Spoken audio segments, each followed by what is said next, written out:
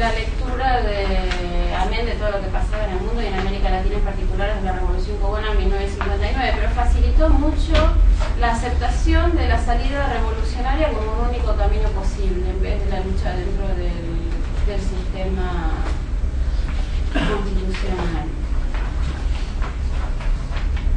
Entonces, en ese cuadro de movilización política salen un montón de publicaciones. Las primeras son más del estilo del descamisado. Bueno, también había cosas como pasado y presente, o los libros. Pero digamos, había un momento de ebullición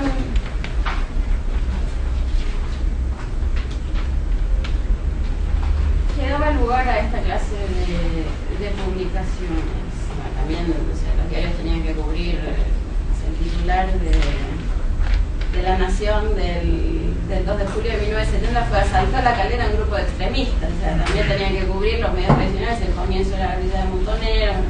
Pero había espacio y había lectores para otra clase de publicaciones. Entonces, Noticias aparece en esa coyuntura. ¿Cuál es la diferencia principal con el descamisado? ¿Por qué Montonero, si ya tiene un semanario, quiere sacar un diario que en primer lugar es un esfuerzo económico enorme? Es un problema de seguridad grande porque hay aproximadamente 200 personas adentro de un edificio 7 días a la semana. Hay que llevar las pruebas, ellos no tenían imprenta propia, entonces las pruebas, que se llamaban los astralones en ese momento, las pruebas de cada una de las páginas que servían para la impresión, había que llevarlas primero a un lugar y después cuando empezaron a vender casi 100.000 ejemplares tenían 3 talleres y 3 imprentas. Entonces era un caos de seguridad, un gastadero de dinero infernal. ¿Por qué querían tener eso? Porque el descamisado era claramente el proyecto de la militancia para la militancia, mientras que Noticias apuntaba más a la idea del frejuli. Montoneros quería, bueno, de hecho tenía en ese momento diputados, Montoneros apuntaba al Frente Justicialista, esta especie de alianza de distintos partidos dirigida por el peronismo. Entonces querían tener un criterio más amplio.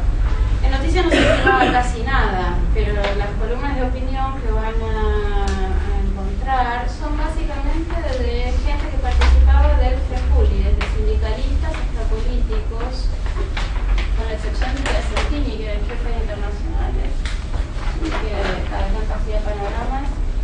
Todas las otras firmas son, bueno, también Roberto Quieto o Mario Firmenich, también la militancia. Pero las firmas de las secciones de opinión reflejan esa voluntad frentista. Hay una portada que no la tengo digitalizada, pero que está por ahí, que está Perón en la CGT, con un textual de él que es, nada, es un comentario populista, que por cierto no se cumple. Esta. 50% para el trabajador, 50% para el empresariado. Esto es Perón va a la CGT, es un acto prácticamente de primer protocolo, no es una reunión en la que se defina nada. Entonces ellos tenían una cobertura de cuestiones como las relaciones de Perón con el sindicalismo, las relaciones exteriores del país, el sostenimiento de la política de Helbar, que no interesaba en absoluto en el descamisado. En el descamisado más bien era lo que se llamaba en ese momento la teoría del cerco, era pegarle a López Rega, creyendo que Perón era, no sé, como un personaje de Disney muy bueno, que estaba rodeado de gente muy mala, y ahí así se simplificaba la historia del momento. Noticias desde ese punto de vista era bastante más sofisticado, me parece. Entonces hay una cita de Bonazo que me gustaría...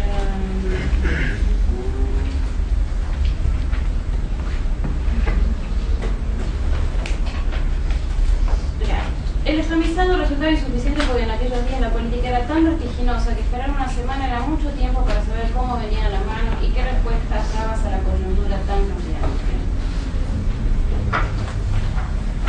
El momento en el que se decide la salida de Noticias es la fusión entre FARC y Montoneros. FARC era una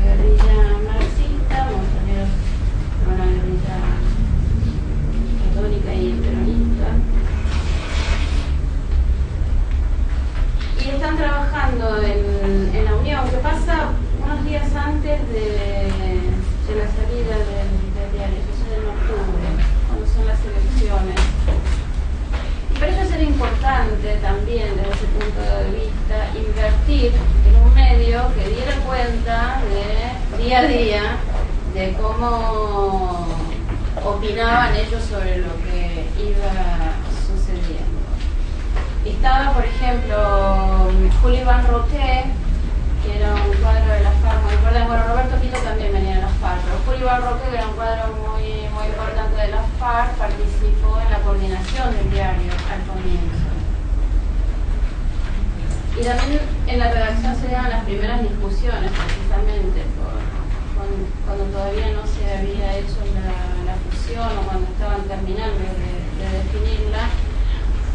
No había salido el diario, pero estaban trabajando en los números ceros. Ellos trabajaron desde julio, cuando Montoneros mata a Rucci. Entonces, en la redacción, cuando se trabaja en los números cero, se hace de cuenta, el diario sale igual al día siguiente. La noticia de Rucci es, bueno, ¿quién fue? Y fue la CIA. Fue la CIA, hasta que llega Bulón de la redacción y dice, no, fuimos nosotros. Y es una de las primeras peleas entre los dos grupos.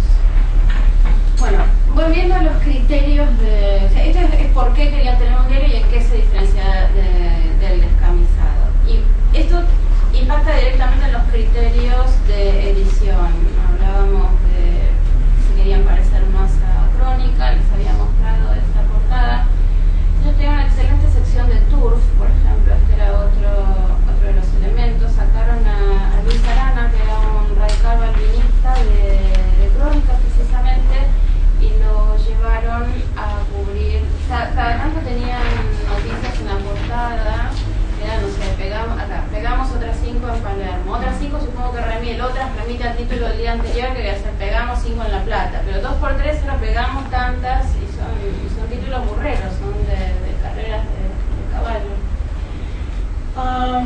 La sección de policiales la cubría Walsh, le daba muchísima importancia, pero también se centraba en la violencia policial, del modo como de contador que tenía Walsh de hacer estas cosas. Era un tipo que estudiaba los partes de la Policía Federal, por ejemplo, y contaba, bueno, presuntos enfrentamientos, como hoy en día sería las salideras o cómo se dividió la violencia, cuánto de un lado, cuánto del otro, en qué condiciones salió cada uno, y así sacaba sus cuentas de la violencia policial.